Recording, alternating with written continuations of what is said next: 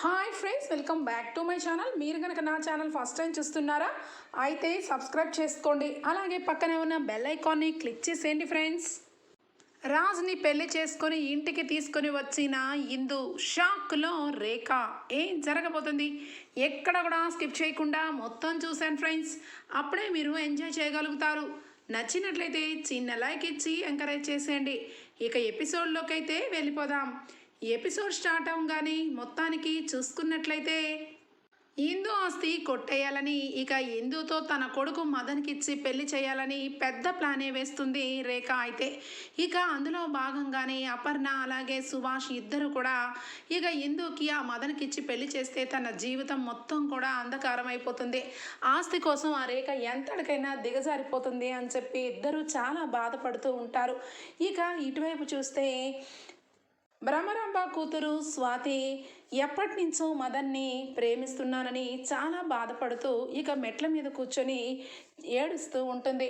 ఇక అప్పుడే కరెక్ట్గా ఇందు అయితే అందరూ భోజనం చేసేసారు, నువ్వు ఒక్కదానివి స్వాతి చేయలేదు, రా తిందు కానీ అని చెప్పి ప్రేమగా వస్తుంది. అంతే కళ్ళ నిండా నీళ్లు పెట్టుకొని ఉన్న స్వాతిని చూసి షాక్ అయిపోతూ, ఏంటి స్వాతి ఎందుకు బాధపడుతున్నావో, ఈ అక్కగా నా దగ్గర ఏ విషయం నువ్వు దాచలేదు, అలాంటిది నువ్వు ఎందుకు బాధపడుతున్నావో నాకు చెప్పాలి అని చెప్పి బలవంతం చేస్తుంది. లేదక్క లేదు అని చెప్పి ఇక కళ్ళ నీళ్ళు తుడుచుకుంటుంటే, నీ నోటిలోంచి ఏమీ లేదు అన్నా నీ కళ్ళు మాత్రం ఏదో పెద్ద విషయాన్ని దాచిపెడుతున్నట్టు నాకు అనిపిస్తుంది, చెప్పు అని చెప్పి ఇక ఒట్టు వేయించుకుంటుంది. ఇంకా అంతే స్వాతి తన మనసులో ఉన్న మదన్ని ప్రేమిస్తున్నానని, ఇక తను ఈ రోజు నుంచి తన జీవితంలో నుంచి తప్పుకోవాలని, జీవితంలో ఎన్నో అనుకుంటాం కానీ ఏ ఒక్కటి కూడా జరగదని అర్థమైందక్క అని చెప్పి బాధపడుతుంది.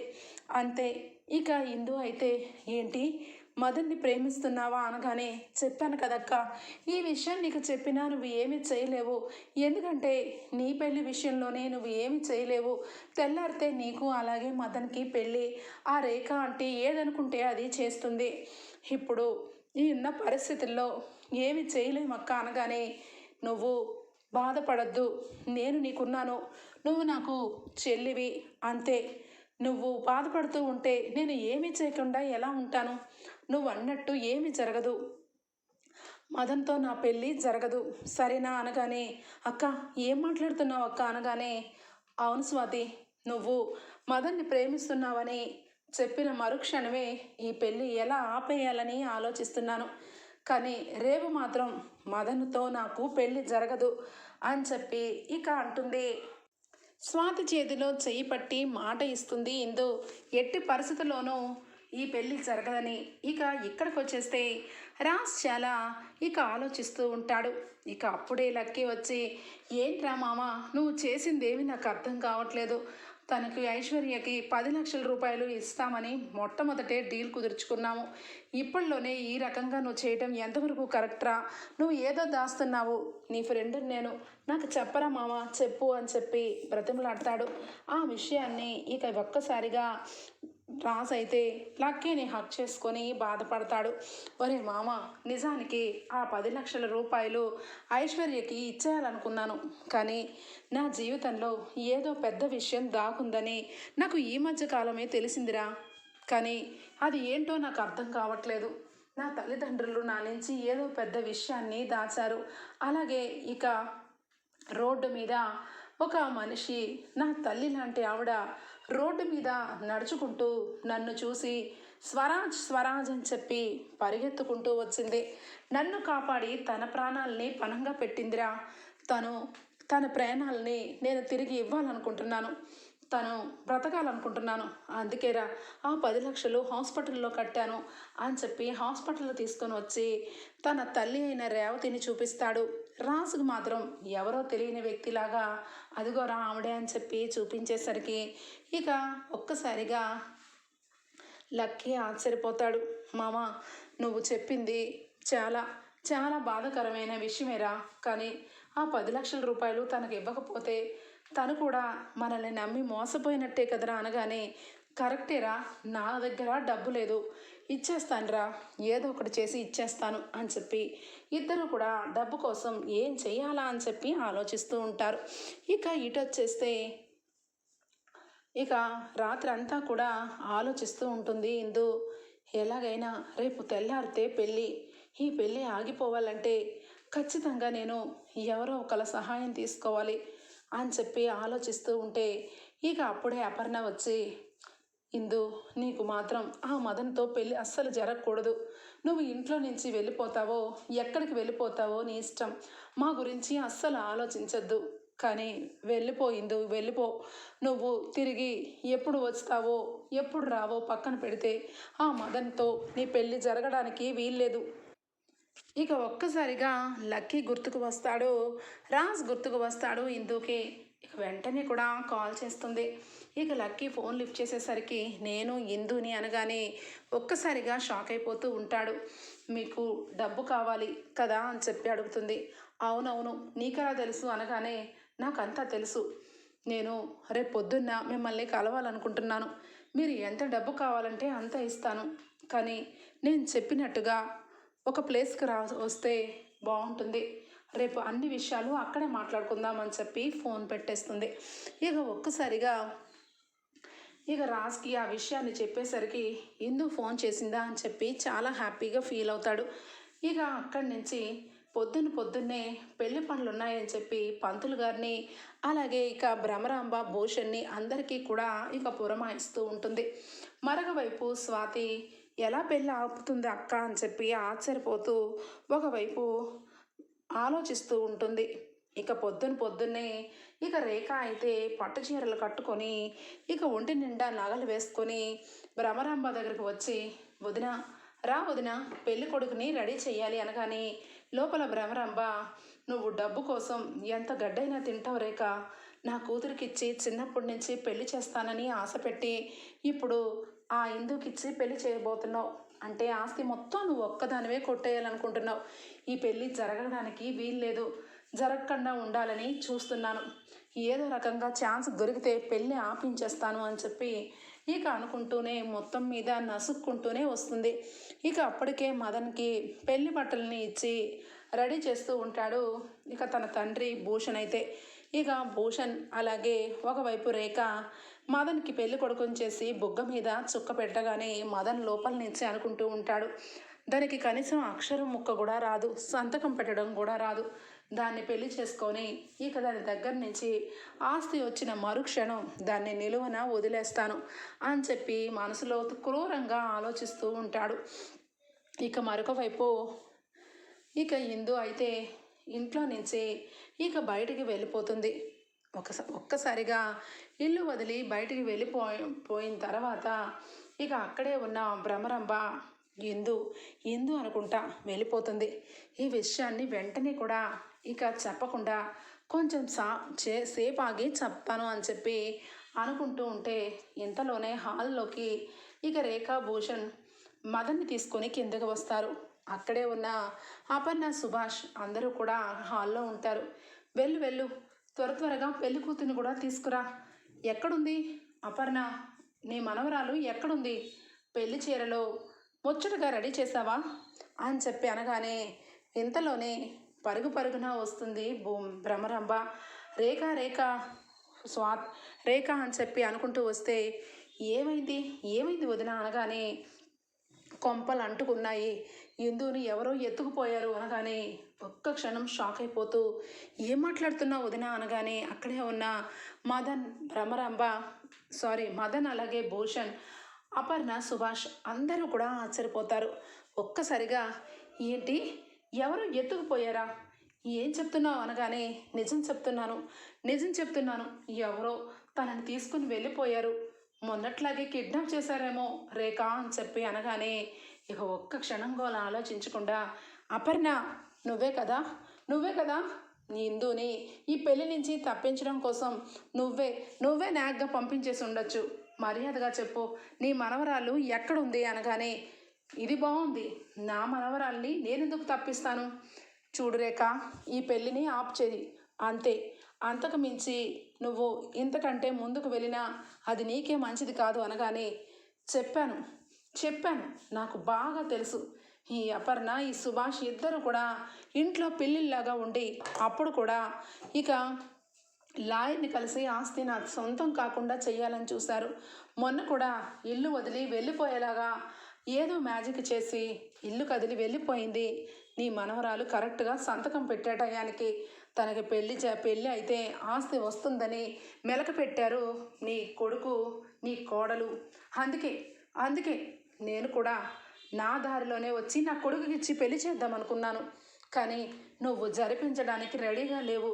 అందుకే నీ మనవరాల్ని పంపించేశావు. ఇదంతా కూడా నాకు అర్థం కాకపోవడానికి నేనేమి చిన్నపిల్లని కాదు. చెప్పు అపర్ణ, మర్యాదగా నీ మనవరాల్ని ఎక్కడికి వెళ్ళిపోమన్నావో చెప్పు అని చెప్పి ఇక గట్టిగా నిలదీస్తూ ఉంటుంది. ఇదే టైంలో ఇక కరెక్ట్గా రాజ్ అలాగే ఇందు ఇద్దరు కూడా మీట్ అవుతారు. ఇందుని చూసిన రాజ్ పెళ్లి చీరలో చూసి షాక్ అయిపోతాడు. ఒక్కసారిగా ఇందు అని చెప్పి పరుగున రాగానే రాజును చూసి చాలా ఎమోషనల్ అయిపోతుంది. కానీ కంట్రోల్ చేసుకుంటుంది ఇందు. అయితే రాజ్ కూడా, ఏంటి నన్ను పిలిచావు, ఏం చేయాలి అనగానే, నువ్వు ఏదైనా చేస్తావు, డబ్బు కోసం ఎవరినైనా నీ నమ్మకాన్ని వమ్ము చేస్తావు. నువ్వు నాకు ఒక సహాయం చేయాలి. నీ దృష్టిలో సహాయం కాదు, డబ్బు కోసం చేసే పని. నీకు కావాలంటే, నీకు ఎంత కావాలంటే అంత ఇస్తాను, కానీ నన్ను నువ్వు పెళ్లి చేసుకోవాలి అనగానే ఒక్కసారిగా షాక్ అయిపోతాడు రాజ్. అయితే ఏం మాట్లాడుతున్నావు, నేనేంటి నిన్ను పెళ్లి చేసుకోవడం ఏంటి అనగానే, అవును, నువ్వు నన్ను పెళ్లి చేసుకోవాలి, కొంతకాలం వరకే, ఆ తర్వాత నీ దారి నీది, నా దారి నాది. దయచేసి నీ డబ్బు కోసం నా మెళ్ళో తాళి కట్టు ప్లీజ్ అని చెప్పి హెల్ప్ అడుగుతుంది. ఇక ఒక్కసారిగా, ఒరే మామ ఏంట్రా ఇదంతా అనగానే, ఆగరా, డబ్బు కోసమే నీ మెడలో తాళి కడుతున్నాను, రేపటి రోజు నీ చేతి నుంచి నాకు డబ్బు రావాలి అనగానే, అవును, నాకు మెడలో ఈ 3 ముళ్ళు పడిన మరుక్షణం నీకు డబ్బు వస్తుంది, నాకు కూడా నా ఆస్తి నా చేతికి వస్తుంది అని చెప్పి ఇద్దరు కూడా మాట్లాడుకుంటారు. ఇక గుడిలో పంతులు గారి సాక్ష్యంగా మంగళసూత్రం గొలుసు ఇక ఇందు మెడలో కడతాడు. ఒక్కసారిగా ఇక అక్షింతలు ఇక నెత్తి మీద పడుతూ ఉంటే ఇందు తన మనసులో చాలా ఒక రకంగా ఫీల్ అవుతూ ఉంటుంది. ఆ పైనుంచి కావ్య అలాగే రాజులే దిగి వచ్చారా అన్నట్టుగా ఇద్దరు కూడా ఇక మెడలో మంగళసూత్రం రాజు కడుతూ ఉంటే రాజ్కి ఏదో తెలియని అనుభూతి.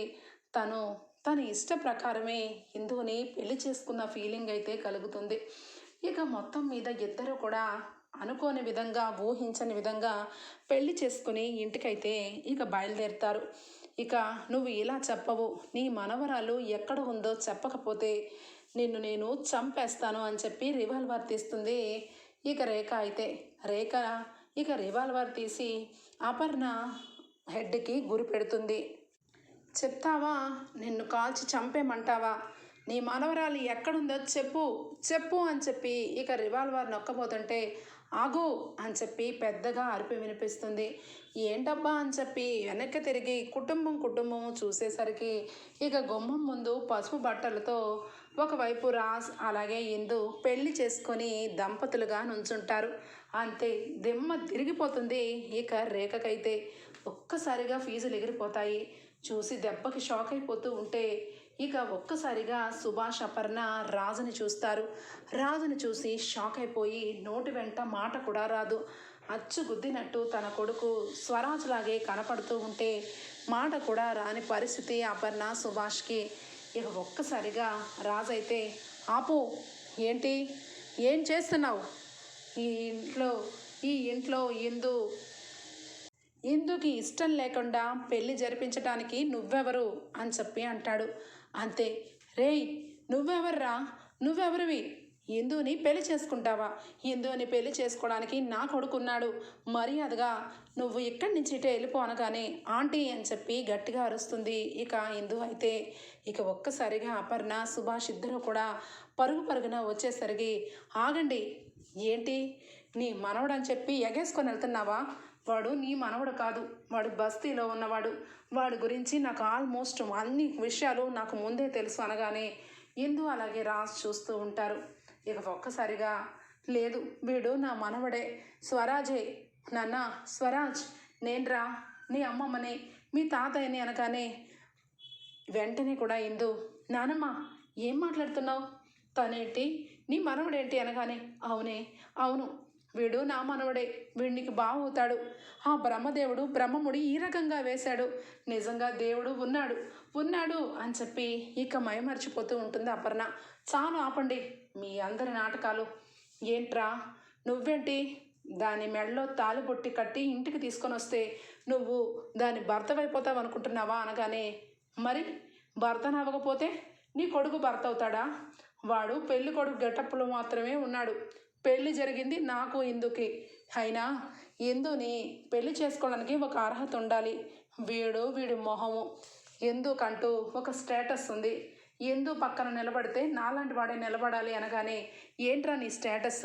నువ్వు బస్తీ వాడివి, బస్తీలో పుట్టావు, నీకు ఎందుకు పెళ్ళి అంటే తనని మీద ట్రాప్ చేసావు అనగానే, ఇక వెంటనే ఇందు, లేదంటే ఏ ట్రాపు లేదు, తనని నేను మనస్ఫూర్తిగా ప్రేమించాను, అందుకే పెళ్లి చేసుకున్నాను, తనంటే నాకు చాలా ఇష్టం అని చెప్పి అనగానే రాజ్ షాక్ అయిపోతూ చూస్తూ ఉంటాడు.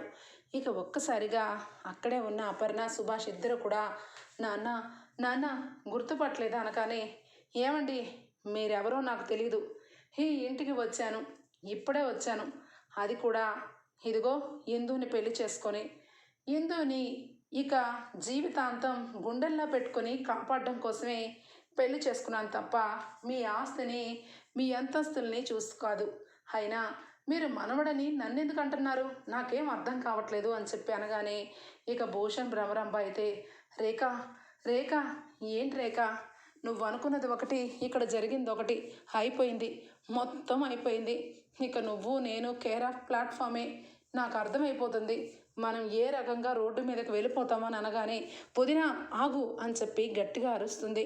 ఇక వెంటనే రాజు అయితే కుడికాలు పెట్టి ఇక రాబోతుంటే, నాన్న నాన్న రాజ్ అని చెప్పి అంటూ ఉంటే, ఇంతలోనే ఇక స్వాతి వచ్చి హారతి పళ్ళెం తీసుకొని ఇద్దరికి హారతి ఇస్తూ ఉంటుంది.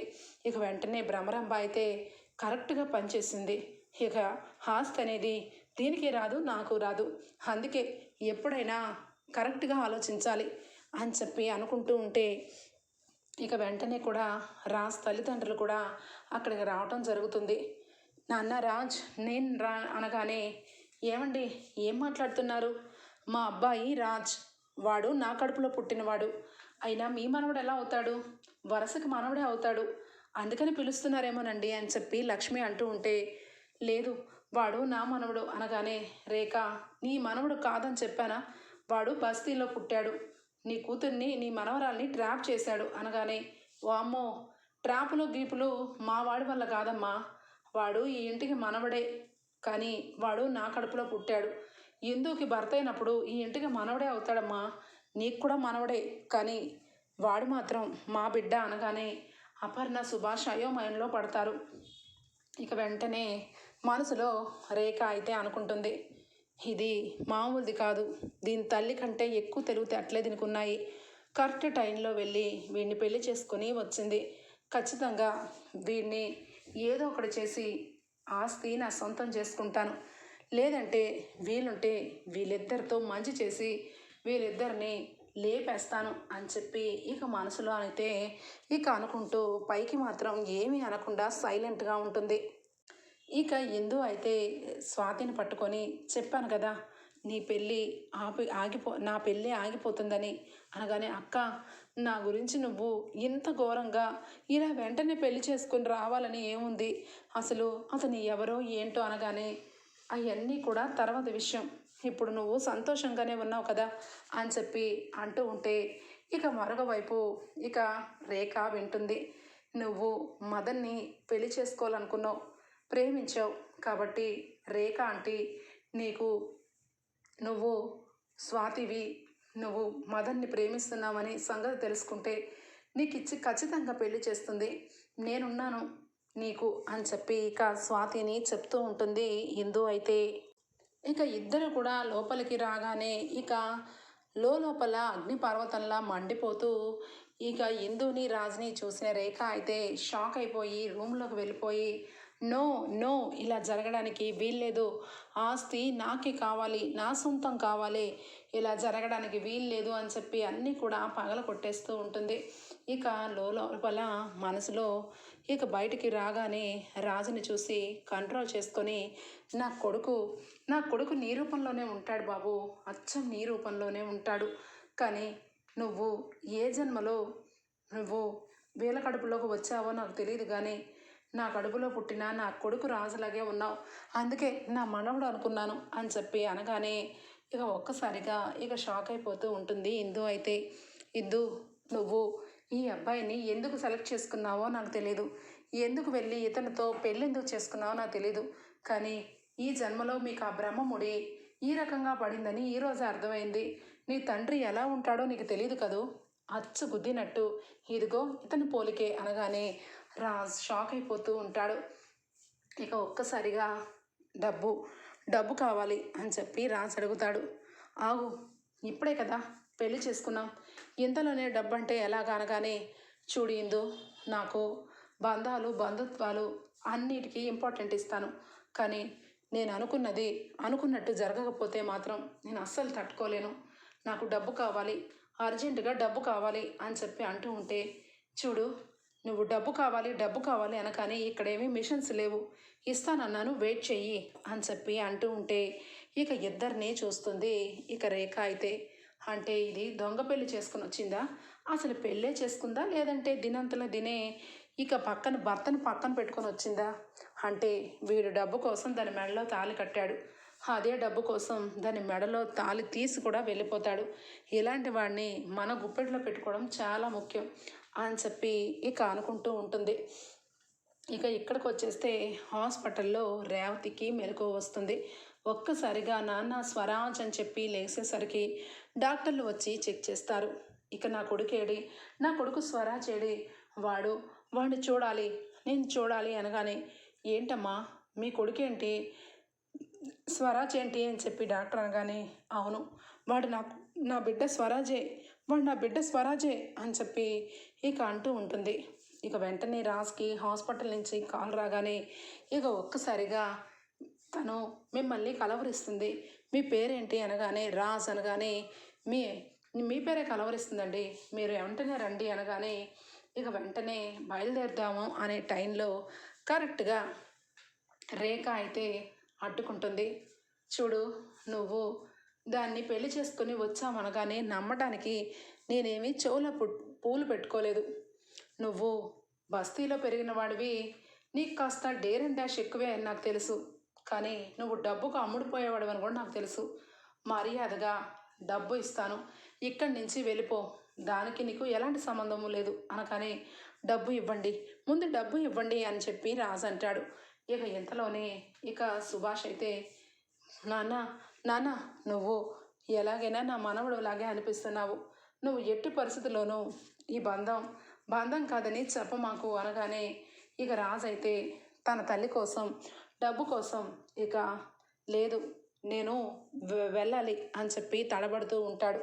ఇక అప్పుడే కరెక్ట్గా ఇక అపర్ణ సుభాష్ వచ్చి ఎక్కడికి రా వెళ్ళేది, నువ్వు నా మనవడివే, నువ్వు ఎన్నన్నా నువ్వు నా మనవడివే, నువ్వు నా మనవరాల మెళ్ళు తాలి కట్టావు, దేవుడు మిమ్మల్ని ఒక్కటి చేశాడు, కానీ ఇప్పుడు మున్న పలంగా ఎక్కడికి వెళ్ళిపోతావు అనగానే అపర్ణాదేవి నువ్వు పక్కకు తప్పుకో, సుభాష్ నువ్వు కూడా పక్కకు తప్పుకో, ఇదిగో ఈ బ్రీఫ్ కేసులో డబ్బు ఉంది, నీకు కావాల్సినంత డబ్బు తీసుకొని ఈ ఇల్లు వదిలి వెళ్ళిపో అని చెప్పి రేఖ అంటూ ఉంటుంది. ఇక అప్పుడే కరెక్ట్గా ఇక అక్కడ డోర్ దగ్గర ఒక్కసారిగా చూస్తూ ఉంటుంది తన తల్లి రేవతి. అయితే ఆగు అని చెప్పి గట్టిగా అరిచేసరికి ఎవరబ్బా అని చూసేసరికి రేవతి ఇంట్లోకి వస్తూ నాన్న స్వరాజ్ అని చెప్పి గట్టిగా పట్టుకొని ఏడ్చేస్తుంది. ఒక్కసారిగా రాజ్ అయితే మీరు నన్ను స్వరాజ్ అని పిలిచారా అనగానే మరి ఎందుకు పిలవదురా, తను నా కూతురు రేవతి అనగానే అమ్మ అని చెప్పి గట్టిగా పట్టుకొని ఏడ్చేస్తుంది. ఇక ఒక్కసారిగా అక్కడ జరిగే కన్ఫ్యూజన్కి రాజ్కి ఏమీ అర్థం కాదు. మీరందరూ ఏమంటున్నారు, మీ గురించే ఈ డబ్బు కోసం ఇదిగో ఈ అమ్మాయికి పెళ్లి చేసుకున్నాను, కానీ మీ ప్రాణాల కోసం డబ్బు కోసం మీ ట్రీట్మెంట్ కోసం అనగానే ఇక అంతా అర్థమైపోతుంది ఇందుకి. అంటే ఆవిడ కోసమే నువ్వు నా మెడలో తాళి కట్టావన్నమాట అనగానే అవును అనగానే చాలా మంచి పని చేసావు, ఒక ప్రాణం కోసం నాకు సహాయం చేసావా అనగానే, చాలు ఆపండి, మీరందరూ కలిసి ఇక ఈ ఆస్తిని నొక్కేయాలని చూస్తున్నారేమో. ఈ ఆస్తి నాది, ఎప్పటి నుంచో గోతికాడ నక్కలాగా ఎదురు చూస్తుంది మీ అందరి చేతుల్లో ఈ ఆస్తి పెట్టడం కోసం కాదు. ఇదిగో రేవతి, నువ్వు నీ కొడుకని అంటున్నా, నువ్వు ఇక ఈ ఆస్తికి వారసుడు అంటున్నా ఒప్పుకునే ప్రసక్తే లేదు. దీనికి సంబంధించిన డాక్యుమెంట్స్ అన్నీ కూడా ఇందు పేరు మీద ఉన్నాయి, ఇందు భర్త పేరు మీద ఉంటాయి. నువ్వు ఇందుకి భర్తవి కాదు, నువ్వు కావాలని డబ్బు కోసం వచ్చావని ఇప్పుడే అరెస్ట్ చేయిస్తాను, ఈ ఇంటి మనవడవి నువ్వు అస్సలు కాదు అని చెప్పి అంటూ ఉంటే ఇక తల్లిదండ్రులు ఇద్దరూ కూడా లేదు లేదు వాడు ఈ ఇంటి మనవడే అనగానే అందరూ షాక్ అవుతారు. ఏంటి, నిన్నే కదా నీ కడుపులో పుట్టాడని తెగ మాట్లాడావు, మరి ఇప్పుడు ఎందుకు అలా మాట్లాడుతున్నావు అని చెప్పి రేఖ అనగానే, అవును, అప్పుడు అలా మాట్లాడాల్సి వచ్చింది. ఇదంతా కూడా ఇదిగో మీ వల్లే, మీరు మీ అమ్మగారు కలిసి వీళ్ళ కుటుంబానికి చేసిన అన్యాయం మొత్తం కూడా శృతి, అదే స్వరాజ్ గ్రూప్ ఆఫ్ కంపెనీలో ఉన్న పిఏ మాకు మొత్తం చెప్పింది. ఒరే రాజ్, నువ్వు ఈ ఇంటి బిడ్డవే, ఈ ఇంటి రక్తానివే, దుగ్గిరాల వారసుడివి, ఇదిగో ఈవిడేరా మీ అమ్మ అనగానే ఇక ఒక్కసారిగా షాక్ అయిపోతూ రాజ్ అయితే, నాన్న ఏం చెప్తున్నావు నాన్న అనగానే, అవును నిజమే నిజమే చెప్తున్నాను అనగానే, అంటే ఇప్పుడు నీ కొడుకుకి నువ్వు పెంచుకొని ప్రాణం పణంగా పెంచుకున్న కొడుకుని నట్టెట్లో ముంచేసావన్నమాట. శృతి చెప్పింది నీ కొడుకుకి ప్రాణభయం ఉంది, నీ కొడుకు పేరు స్వరాజ్ అని ఎప్పుడు చెప్పొద్దని, అయినా నువ్వు చెప్పావు అంటే నీలోన నీ చేతులతో నీ కొడుకుని నువ్వే చంపించుకుంటున్నావు అన్నమాట. చూడండి, మీ అందరికీ ఒకటే విషయం చెప్తున్నాను, ఆస్తి కోసం నేను ఎంతలకైనా దిగజారుతాను. చూడు అపర్ణ, నీకు బాగా తెలుసు కారు యాక్సిడెంట్లో అందరూ బాంబ్ బ్లాస్ట్ చేసి చంపేసింది మా అమ్మేనని. ఇక నీ కొడుకు కోడలు కూడా చచ్చిపోయారు. ఇక నీ మనవరాళ్ళనిద్దరినీ పట్టుకొని నువ్వు బిక్కుబిక్కుమంటూ బ్రతికావు. నీ మనవరాల్ని పొత్తిలలో పెట్టుకొని ఇప్పటి వరకు జీవించావు అంటే అది నా భిక్షే. నేనే నేనే నేనే గనక ఆ రోజు నీ మనవరాల్ని చంపేస్తుంటే ఆస్తి మొత్తం నా చేతికి వచ్చేది. ఎప్పటికైనా మించిపోయింది లేదు. నా చేతిలో రివాల్వర్ ఉంది, సూటిగా గురి చూసి నీ మనవరాల్ని చంపేస్తాను అని చెప్పి ఇందుకి ఇక రివాల్వర్ పెట్టగానే అప్పుడు రాజు ఒక్కసారిగా ఏయ్ అని చెప్పి లేచి చంప చెళ్ళుమని కొడతాడు. దెబ్బకి షాక్ అయిపోయి చూస్తూ ఉంటుంది. నిన్నటి వరకు నిజంగానే బస్తీ వాడినేమో అనుకున్నాను. నా తల్లి కోసమే నేను ఈ రకంగా డబ్బు కోసం పెళ్లి చేసుకుని వచ్చాను అనుకుంటున్నావా? లేదు, ఇందుని ప్రేమిస్తున్నాను. ఇందు ప్రేమని ఎప్పుడో ఇందు ప్రేమలో పడ్డాను. అందుకే నాకు ఇలా న్యాయవంతంగా ధర్మవంతంగా పనులు జరగాలనిపించింది. అడ్డదారిలో వెళ్ళాలనుకున్న నాకు ఒక జీవితాన్ని కల్పించిందే ఇందుని నేను మనస్ఫూర్తిగా ప్రేమించే పెళ్లి చేసుకున్నాను. ఆ బ్రహ్మముడి, ఆ బ్రహ్మదేవుడు నా చేతుల ద్వారా వేయించాడు. నా నా మరదలి ఇందుని ఎవరు ఏమన్నా ఊరుకునేది లేదు అని చెప్పి ఇక ఒక్కసారిగా రివాల్వర్ లాక్కొని ఊహించని షాక్ ఇస్తాడు రాజు అయితే. ఇక ఇందు ఒక్కసారిగా రాజుని దగ్గరికి పట్టుకోగానే, నేనున్నాను, చిన్నప్పుడు ఈ చేతులతో నీకు ఉయ్యాల్లో వేశాను, అలాంటిది నేనెలా మర్చిపోతాను? అందుకే మొత్తం గుర్తుకొచ్చింది. ఈ ఇల్లుని చూసి, ఈ పేర్లను చూసి, మా అమ్మమ్మ మా తాతయ్యని చూసి, మా అమ్మని చూసి నేను మర్చిపోయిన గతం మొత్తం గుర్తుకు వచ్చింది.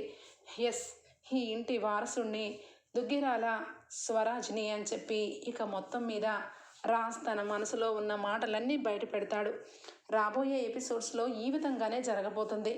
మీకు కనుక నచ్చినట్లయితే ఒక చిన్న లైక్ ఇచ్చి హైప్ ఇచ్చేయండి. బాయ్.